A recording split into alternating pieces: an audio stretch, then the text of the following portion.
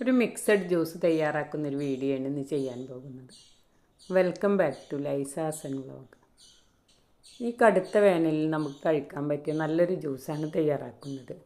എല്ലാവർക്കും നമസ്കാരം. സാധാരണ നമ്മൾ വാങ്ങിക്കാറുള്ള ഫ്രൂട്ട്സുകൾ മാത്രം വെച്ചിട്ടാണ് ഈ ജ്യൂസ് തയ്യാറാക്കുന്നത്.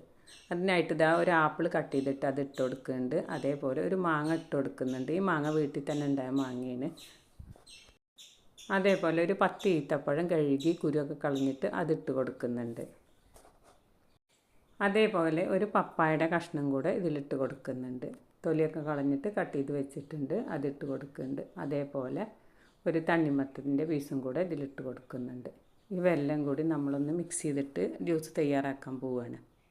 അതേപോലെ ഇതിലേക്ക് 2 ചെറുപഴം കൂടെ ചേർത്ത് കൊടുക്കുന്നുണ്ട്. ഇനി നമ്മൾ പാലല്ല ചേർക്കുന്നത്, ഇതിലേക്ക് പാൽപ്പൊടിയാണ് എടുക്കുന്നത്. പാല് എല്ലാവർക്കും ഇഷ്ടമല്ല, അതുകൊണ്ടാണ് പാൽപ്പൊടി ചേർക്കുന്നത്. ഒരു 3 ടേബിൾ സ്പൂൺ പാൽപ്പൊടിയാണ് ചേർത്ത് കൊടുക്കുന്നത്. അതേപോലെ 2 ചെറുപഴം കൂടെ കട്ട് ചെയ്തിട്ട് അതും കൂടെ ഇതിലേക്ക് ഇട്ട് കൊടുക്കുന്നുണ്ട്.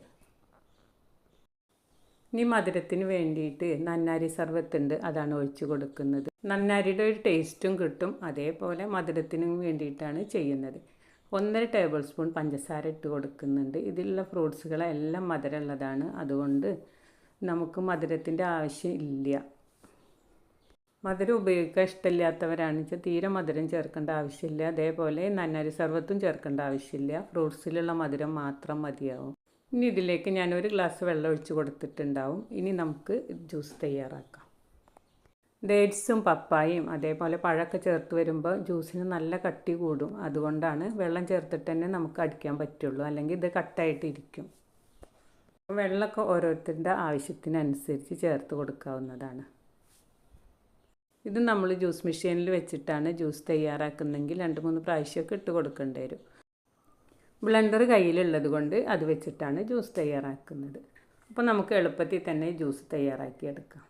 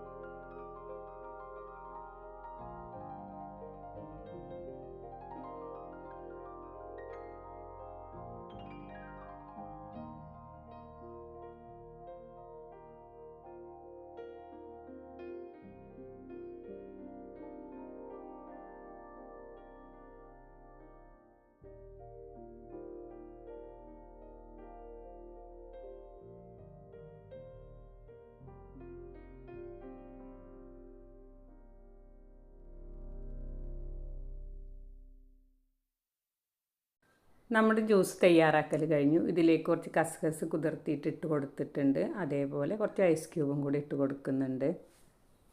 നല്ല ടേസ്റ്റോട് കൂടിയുള്ളൊരു ജ്യൂസാണ് ഞാൻ തയ്യാറാക്കിയിട്ടുള്ളത്. അപ്പോൾ ഇതേപോലെ ജ്യൂസ് തയ്യാറാക്കാത്തവർ എന്തായാലും ഒന്ന് ചെയ്ത് നോക്കണം. നിങ്ങൾക്ക് എൻ്റെ ഈ വീഡിയോ ഇഷ്ടമായെന്ന് കരുതുന്നു. വീഡിയോ ഇഷ്ടമായാൽ നിങ്ങൾ എൻ്റെ ചാനൽ ആദ്യമായി കാണുകയാണെങ്കിൽ സബ്സ്ക്രൈബ് ചെയ്യാനും ലൈക്ക് ചെയ്യാനും ഇഷ്ടപ്പെട്ടാൽ കമൻറ്റ് ചെയ്യാനും മറക്കരുത്.